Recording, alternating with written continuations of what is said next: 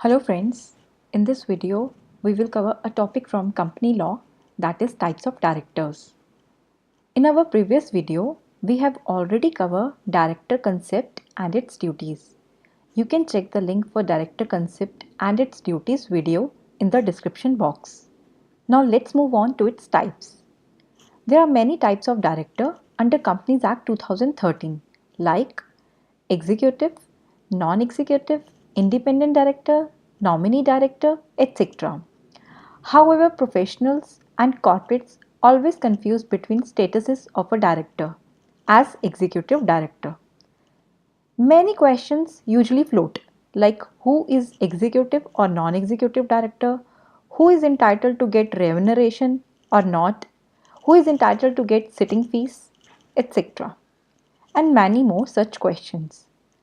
Although there is no legal distinction between the powers and duties of executive directors and non-executive directors, but the two play different roles on a board of directors. Even under Section 166 of Companies Act 2013, duties of directors, which we have already covered in our previous video, you can check the link for the video in the description box. Now coming back to duties of directors, they are equal for both executive as well as for non-executive directors. Before commencement of Companies Act 2013, it was very difficult to understand the difference between term executive and non-executive director. However, Companies Act 2013 given clarity to understand the term executive director. Directors are broadly classified into two categories, that is, executive directors and non-executive directors. Coming to executive directors. Executive director means a whole-time director as per Companies Act 2013, and in simple words, a person who is director plus whole-time employee of the company shall be considered as executive director, whether designated by the company as executive director or not. Executive directors are the insiders of the company. They formulate the policies as per which the company will work. They are the integral part of the company. They think about the benefit of the company because ultimately their remuneration is directly proportionate to company's growth. Executive directors are employees of the company. They have a thorough knowledge of the company and they manage the day-to-day operations. In basic terms, the executive directors run the company and deal with the preparation of and implementation of the strategic plans and business plans of the company, like whole-time directors, managing directors, and such other directors who are in full-time employment of the company are executive directors. Coming to non-executive directors.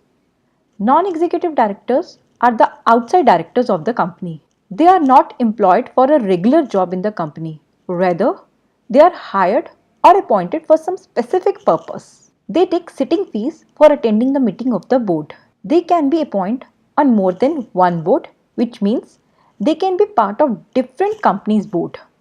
Example, nominee directors, professional directors are the examples of non-executive directors. The non-executive directors do not have executive responsibilities and generally focus on board matters. As they are not involved in the day-to-day running activities of the companies, they are objective and have more independent perspective of the business. They have the same access to information as the executive directors and they constructively challenge management when required to ensure that the company meets agreed goals and objectives or not. Many times people confuse themselves with the need of appointing non-executive directors on board. So my friends, it is pertinent to mention that non-executive directors can bring specialized knowledge, skills and expertise to the board.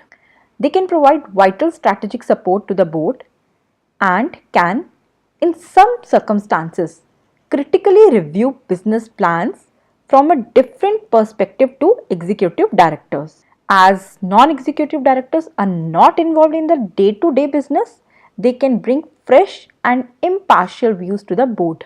They may have valuable contacts in certain fields, which can be vital to the development of the business. Executive directors tend to focus very much on the running of the business, and non executive directors can ensure that the directors focus on areas such as good corporate governance as well as the business. An ideal board of the company will have a range of skills and experiences that are relevant to the company. Research has indicated that the highest performing companies are those which are governed by boards whose members are willing to challenge the status quo and who see healthy disagreement as a key component of a culture of continuous improvement. The role of the non executive directors on a board can therefore balance that of executive directors. In order to avail of the benefits of having non executive directors on the board should ensure that the roles remain distinct. This should enable the non executive directors to assist the board with their objective and impartial views, whilst the executive directors deal with the management of the company. The skills of the board should be regularly reviewed and analyzed to ensure that optimal performance is achieved. All directors, whether executive or non executive, should be fully aware of their duties, responsibilities, and liabilities. Coming to types of directors as listed under Company Law 2013, which are woman director, independent director, small shareholder director, resident director, additional director, alternate director, nominee director. Let's begin with woman director. The Government of India has enshrined multiple laws for the empowerment of women.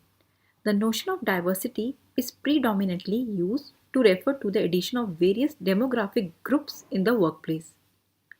A dimension of diversity encompasses age, gender, religion, etc. They comprise groups that have been systematically disadvantaged, especially in the higher levels of workplace. Women representation on senior level of workplace is much eminent talked issue around the globe. The corporate world is now getting more concerned about women and their participation in boards in order to make general balance. While some corporate sectors are recruiting women on their boards due to their talent, others are just following legal standards. A revolutionary step taken by the Government of India regarding company, which is registered under Companies Act 2013. The government has now empowered women to participate as one of the board members of the company.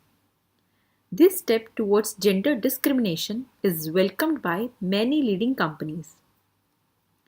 Pursuant to Companies Act, a company, whether a public company or a private company, will be required to mandatorily appoint at least one woman director if it fulfills any of the following criteria. That is, it is a listed company whose securities are listed on any stock exchange, or it is a company having paid a capital of rupees 100 crore or more, or a turnover of rupees 300 crores or more. Any intermittent vacancy of a woman director shall be filled up by the board at the earliest, but not later than immediate next board meeting or 3 months from the date of such vacancy, whichever is later. The penalty for non-compliance of this provision extends to a fine of rupees 10,000 with a further fine of rupees 1,000 per day if the contravention continues.